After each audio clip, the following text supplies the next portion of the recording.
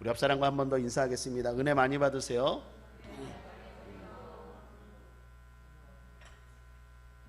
성경에서 배우는 기도 23번째 시간, 에스라의 통해 기도, 에스라의 통해 기도라는 제목으로 하나님 말씀 나누겠습니다. 들은 이야기입니다.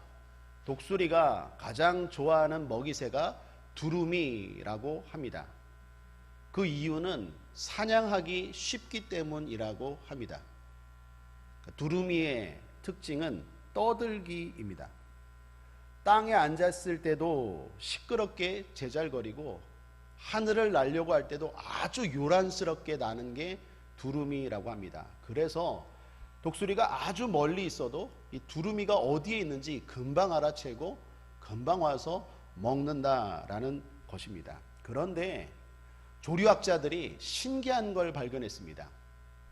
일부 두루미들은요, 입에 돌을 물고 난다는 것입니다. 왜 돌을 물까요? 그 두루미들은 경험했던 것이죠. 자기의 동료, 자기의 가족들이 시끄럽게 떠들다가 독수리에게 잡아먹히는 경험을 하고 나서 그것을 교훈 삼아 입에 돌을 물고 난다는 것입니다. 여러분, 미물이지만 지혜가 있다는 것이 놀랍습니다. 사랑하는 여러분, 기도는 우리의 입술을 무겁게 합니다. 그런 의미에서 기도하는 사람을 보십시오. 기도하면 가벼운 소리가 나가지 않습니다. 부정적인 소리, 인생을 망치는 소리가 나가지 않습니다. 기도하면 원망의 소리, 미움의 소리, 시기의 소리, 또는 마귀가 좋아하는 남을 비방하고 수군거리는 소리, 기도하는 사람들에게는 그런 소리 나가지 않습니다. 기도하면 입술이 무거워집니다. 뿐만 아니라 기도하면 입술에 힘이 생깁니다. 권세가 생깁니다. 그래서 그 입술에 따라 하나님이 반응하십니다. 일하십니다.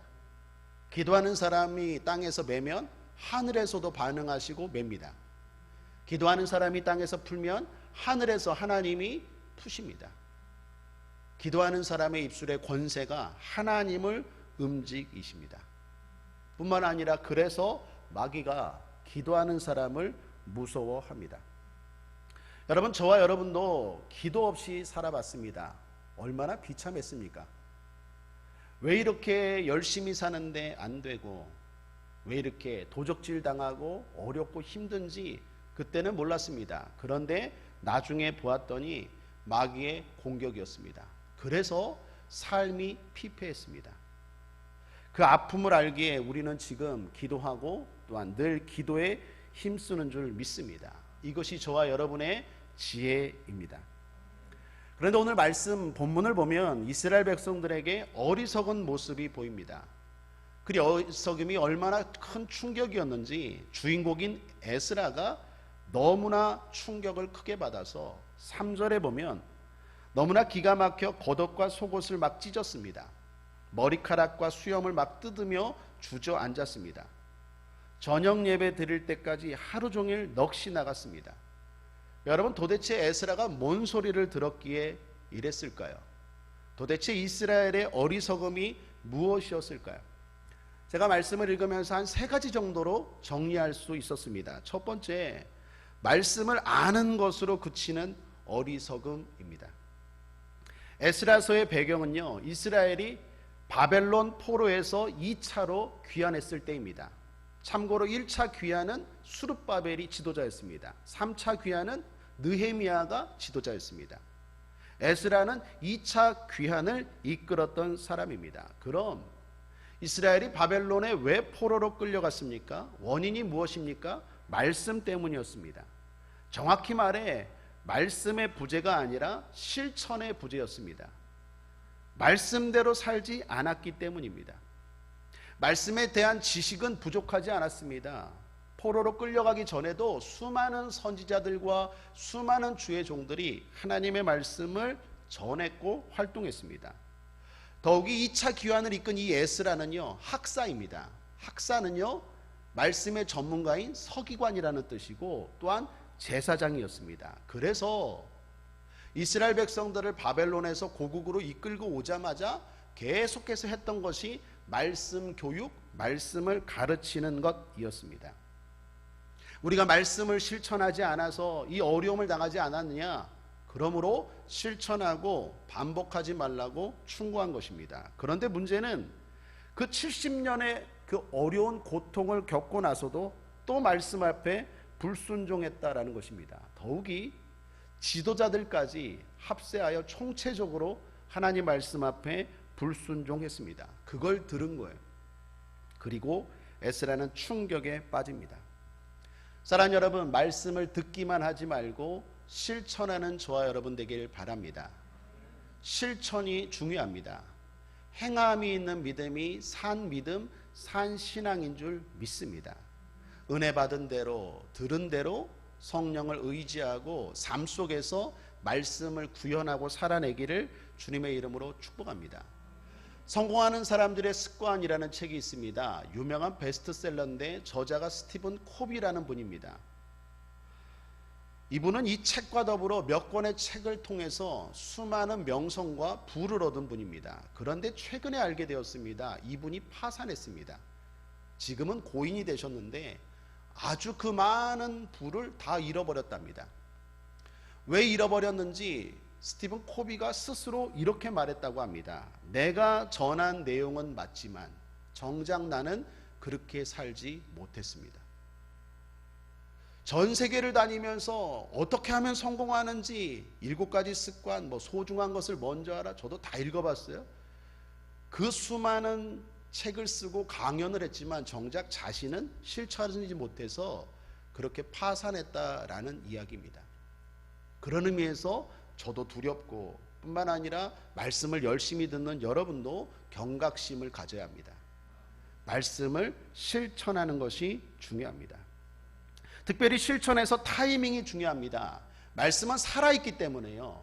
어느 순간 감동이 올 때가 있습니다. 흔히 부딪힐 때가 있습니다. 우리 순복음식으로 말하면 로고스, 문자적인 말씀이 아니라 레마로 어느 순간 내 마음에 탁 부딪힐 때가 있습니다. 그때는 기회입니다.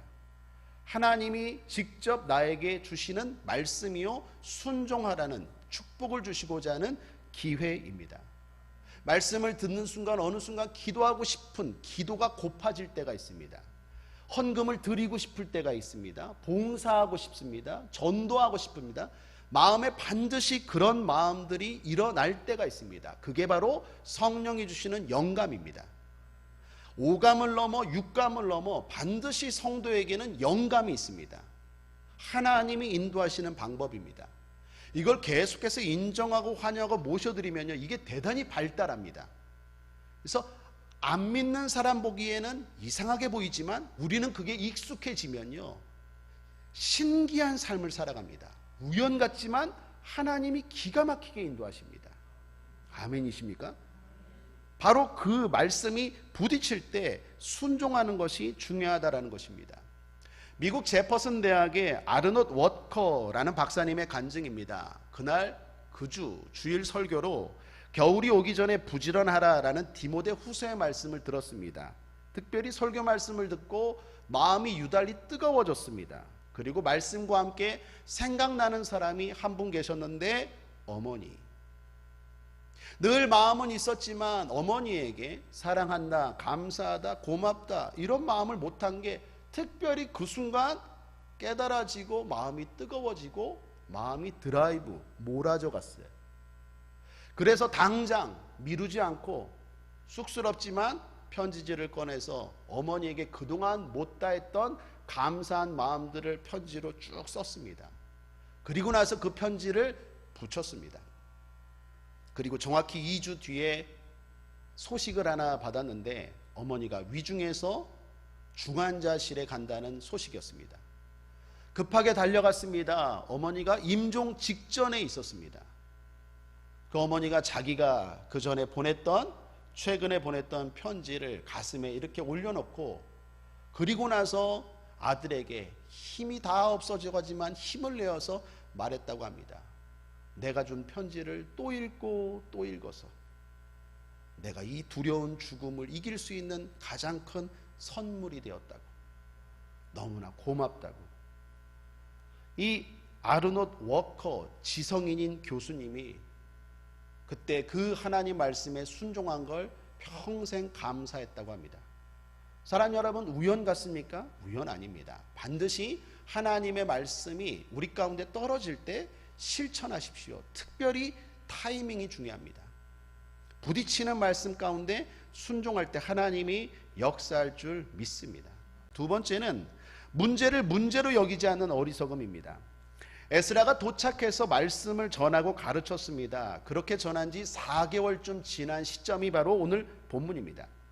말씀을 듣고 몇몇 방백들은 회개하기 시작했습니다. 변화가 일어났습니다. 말씀에 불순종하여서 이방인들과 결혼한 것이 문제였음을 알고 회개했습니다.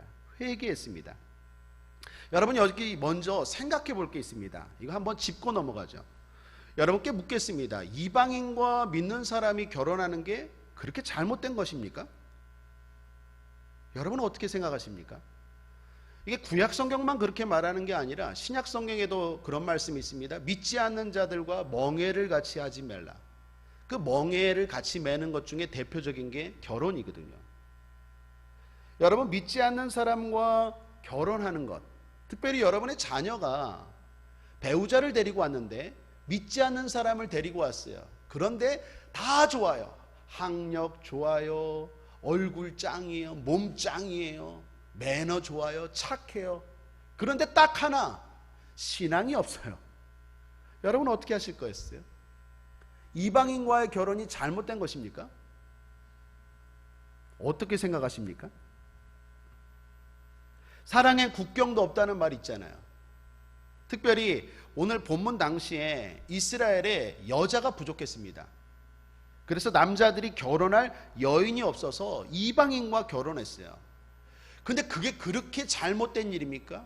에스라가 그걸 듣고 겉옷을 찢고 속옷을 찢고 머리털을 뽑고 수염을 막 뽑을 정도로 그렇게 잘못된 일입니까? 여러분 어떻게 생각하십니까?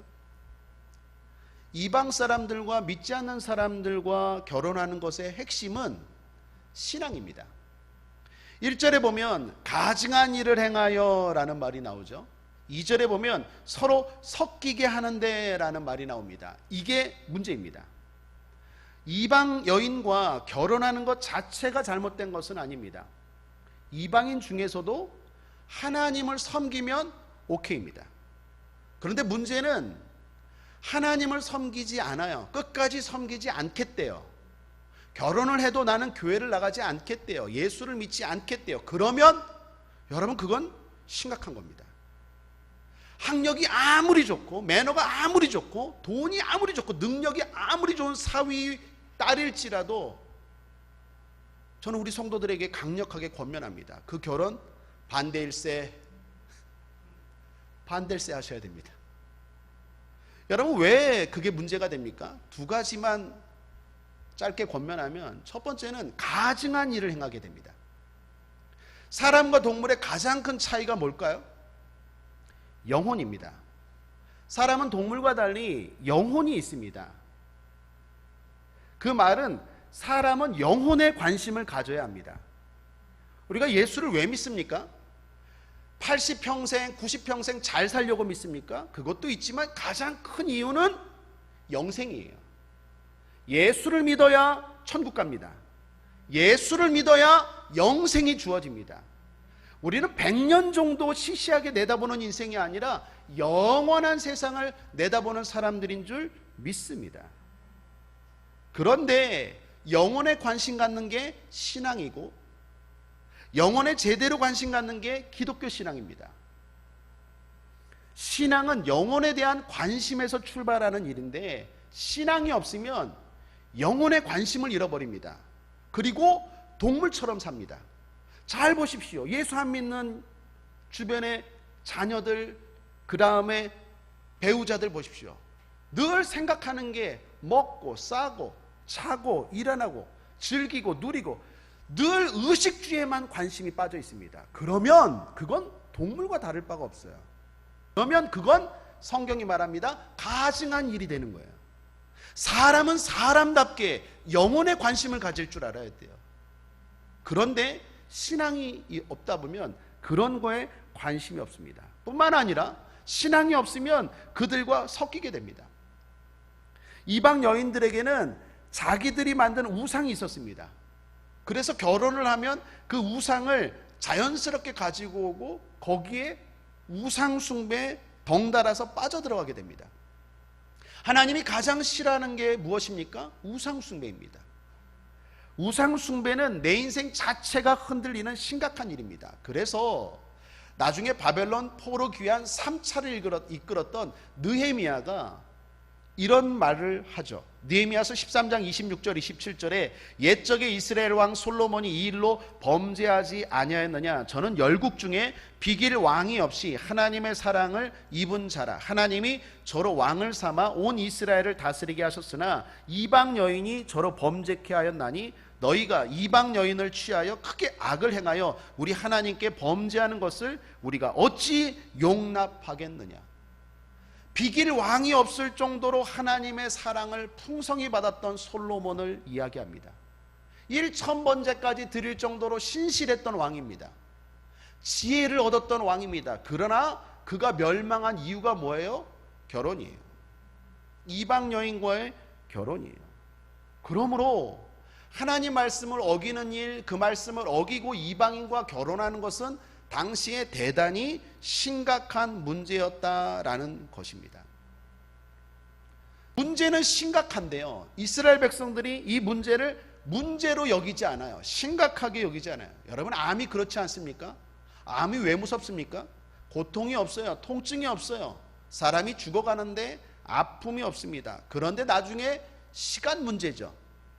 생명을 위협하게 돼요. 그래서 암이 무서운 것처럼 하나님 말씀대로 살지 않으면 지금은 잘 모르지만 나중에 반드시 후회하는 일이 생겨요. 그러므로 축복합니다. 저 여러분, 말씀대로 살 수 있기를 바랍니다. 최소한 말씀대로 살지 못함을 심각하게 생각할 수 있는 저와 여러분 되길 바랍니다.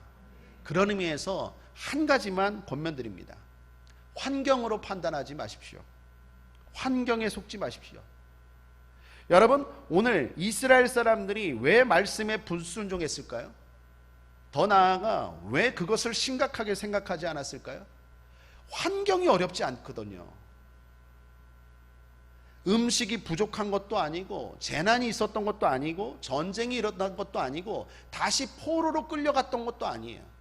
그냥 단지 하나님 말씀을 조금 어겼던 것 뿐이에요. 그게 실제는 문제인데. 그러므로 여러분, 환경으로 여러분의 상태를 평가하면 안 돼요. 깨어있는 사람이라면, 기도하는 사람이라면 환경이 아니라 늘 방향을 점검해야 돼요. 내가 말씀의 길을 걸어가고 있나? 그러면 여러분, 지금 환경이 안 좋고 어려워도 결국에는 좋아질 줄 믿습니다. 그러나 말씀의 길을 걸어가고 있지 않아요. 그러면 지금 환경이 다 평안한 것 같지만 결국에는 어려워져요. 힘들어져요. 예수님의 이 말씀을 기억해야 합니다. 예수님이 마지막 심판의 때를 가리키면서 이렇게 말씀하시죠. 마태복음 24장 36, 39절에 그러나 그 날과 그때는 아무도 모르나니 하늘의 천사들도 아들도 모르고 오직 아버지만 아시느니라. 노아의 때와 같이 인자의 임함도 그러하리라. 홍수 전에 노아가 방주에 들어가던 날까지 사람들이 먹고 마시고 장가들고 시집가고 있으면서 홍수가 나서 저희를 다 멸하기까지 깨닫지 못하였으니 인자의 임함도 이와 같으리라. 여러분, 사람들이 깨닫지 못했어요. 상황이 진짜 심각한데 심각한 문제를 심각하게 여기지 않았대요. 왜요? 먹을 게 있거든요. 마실 게 있거든요. 시집 잘 가고 장가 가고 즐길 게 넘치거든요. 근데 무슨 영혼, 무슨 심판, 무슨 방향? 관심이 없었다는 거예요. 그러므로 사랑하는 여러분, 말씀대로 살지 않는 심각한 문제를 심각하게 여길 수 있는, 최소한 그렇게 여길 수 있는 저와 여러분 되기를 주님의 이름으로 축원합니다. 마지막 하나 더, 은혜를 기회로 잡지 못하는 어리석음입니다. 하나님은 항상 이스라엘 백성이나 하나님의 백성들에게 은혜를 베푸십니다. 은혜는 다른 말로 용서고, 은혜는 다른 말로 기회입니다. 즉 하나님은 법대로 처리하지 않고 다시 용서하시고 다시 기회를 주신다는 것입니다. 그런데도 이스라엘 백성들이 그 기회를 거절했어요. 그게 어리석음이에요. 오늘 에스라가 말합니다. 8절 9절 우리 함께 읽겠습니다. 8절 9절 시작.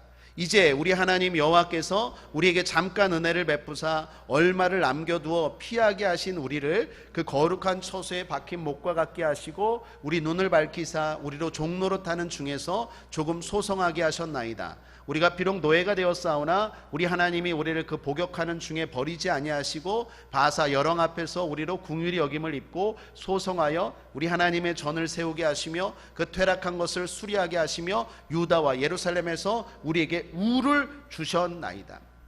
에스라가 제일 안타까운 게 바로 이거였어요. 하나님은 계속 은혜를 주시는데 이스라엘은 계속 배반하는 거예요. 하나님이 은혜를 베푸셨어요. 그래서 다 진멸하지 않고 남기셨대요. 하나님이 은혜를 베푸셨어요. 그래서 귀환하게 하셨어요. 하나님이 은혜를 베푸셨어요. 그래서 성전까지 다시 세우게 하셨고 울까지 주셨대요. 울은 히브리어로 가데르인데 삶의 터전입니다. 하나님의 은혜로 된 거예요. 내가 잘해서 이스라엘 백성들이 잘해서 한 게 아니라 하나님이 또 용서하시고 또 기회를 주시고 그렇게 은혜를 베풀었는데 결국 이스라엘 백성들은 또 그 기회를 걷어차고 또 반복하고 또 죄를 짓고 또 배반했대요. 그래서 에스라가 말하는 거예요. 얼굴을 못 들겠대요. 할 말이 없대요. 이제 무슨 말을 해야 할지 이제 용서해 달라는 말도 안 나온대요. 여러분 이 모습이 저와 여러분 아닙니까 혹시?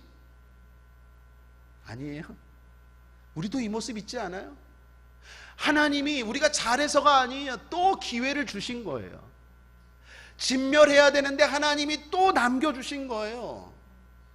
하나님이 귀찮게 하셔서 자유를 주신 거예요. 은혜 가운데 하나님이 내가 지금 세우는 모든 것들, 내 삶의 모든 일들, 직장들, 사업들, 물론 업적들, 이게 내 힘으로 된 게 아니라 하나님의 은혜로 세워지게 된 거예요. 그런데 그걸 모르고 또 배반하고 또 배반해서 에스라가 말해 이제는 얼굴을 못 들겠대요. 하나님 앞에 뭔 말을 못 하겠대요. 용서해 달라는 말을 못 하겠대요. 너무나 반복해서. 이게 이스라엘의 어리석음이에요. 그런데 중요한 것은 여기부터 잘 들으셔야 돼요. 바로 이 장면입니다. 에스라는 그럼에도 불구하고 주님 앞에 다시 서요. 할 말이 없어요. 맞아요. 그런데 다시 주님 앞에 서요. 부끄러워요. 맞아요. 그런데 다시 주님 앞에 서요. 은혜를 계속 배반했지만 다시 주님 앞에 서요. 어리석지만 다시 주님 앞에 서요. 그래서 주님 앞에 서서 탄식하고 신음해요. 그러면서 결론적으로 말합니다. 15절이에요. 15절이 중요한 말씀인데 우리 함께 읽어보겠습니다. 마지막 시작. 이스라엘 하나님 여호와여 주는 의롭도소이다. 우리가 남아 피한 것이 오늘날과 같사오거늘 도리어 주께 범죄하였사오니 이로 인하여 주 앞에 한 사람도 감히 서지 못하겠나이다. 여러분 이건 문자적으로 진짜 못 선다라는 뜻이 아니에요. 그 히브리어 원뜻을 보면 진짜 뜻은 이거예요. 감히 설 수 없지만 감히 섭니다라는 뜻이에요. 이것이 에스라의 지혜요 또한 기도하는 사람의 능력인 줄 믿습니다. 사랑하는 여러분, 기도하는 사람은 어떤 상황에서도 주님 앞에 섭니다. 그러므로 숨지 말고 서십시오. 떠나지 말고 지키십시오. 도망치지 말고 나오십시오. 부끄러워요. 부족해요. 이제 또 용서해달라는 말도 못하겠어요. 너무나 지은 게 많아요. 그럼에도 불구하고 하나님의 사람들은 그 앞에 서는 거예요. 거기서 단식하고 거기서 신음하는 거예요.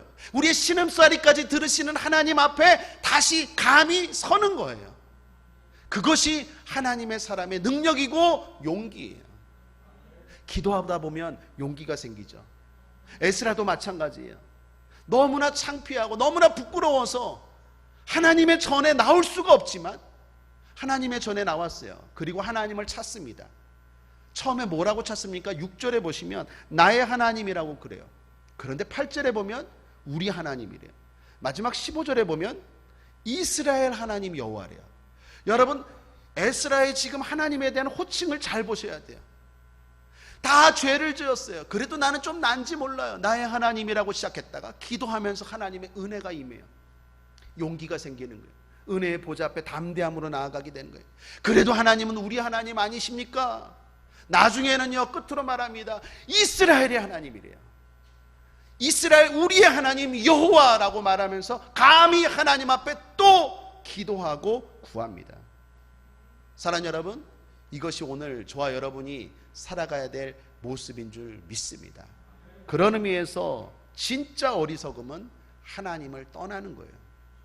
부끄럽다고 하나님을 떠나고, 자격 없다고 재직의 자리, 봉사의 자리, 충성의 자리, 은혜의 자리를 떠나고, 또는 남을 정죄하고. 진짜 어리석음은, 가장 큰 어리석음은 하나님 앞을 떠나는 거예요. 그게 제일 큰 어리석음이에요.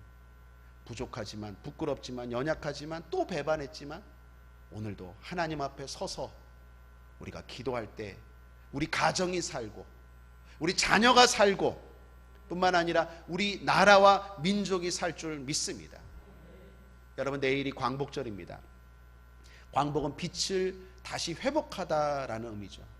이 어두움의 땅, 이 무지와 가난과 전쟁과 동네마다 귀신 이야기가 있는 그런 어둠의 땅에 복음이 들어왔어요. 빛이 들어왔어요. 그래서 이만큼 살게 되었고, 하나님이 이만큼 회복시켜 주셨어요. 근데 지금 이 나라가 어떻게 갑니까?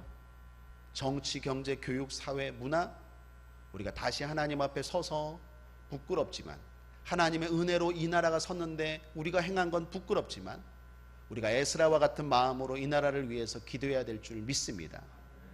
나의 하나님, 우리 가정의 하나님, 이스라엘의 하나님 여호와여, 다시 한번 은혜를 베풀어 주옵소서라고 기도할 때 하나님이 기뻐하시고 마귀는 떠나가고 놀라운 승리와 축복이 임할 줄 믿습니다.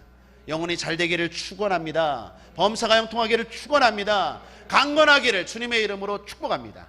기도하겠습니다. 좋으신 하나님 아버지, 감사합니다. 오늘도 우리를 사랑하시고 축복하여 주셔서 주의 전에 불러주시니 감사합니다. 에스라처럼 오늘 이 시간 기도하기를 원합니다. 통회하고 자복하며 기도하기를 원합니다. 자격 없지만, 부끄럽지만, 부족하지만 감히 또 주님 앞에 서서 하나님 말씀 붙들고 기도합니다. 나를 위해 기도하고, 서로를 위하여 기도하고, 가정을 위하여 기도하고, 이 나라 이 민족을 위하여 기도합니다. 하나님, 우리의 기도를 들어주실 줄 믿습니다. 은혜 베풀어 주실 줄 믿습니다. 악하고 더러운 원사탄 마귀 떠나갈지어다. 예수 이름으로 명하노니 물러갈지어다. 오늘 우리의 기도가 승리의 기도 되게 하여 주옵소서. 감사드리며 예수님의 이름으로 축복하고 기도했습니다. 아멘.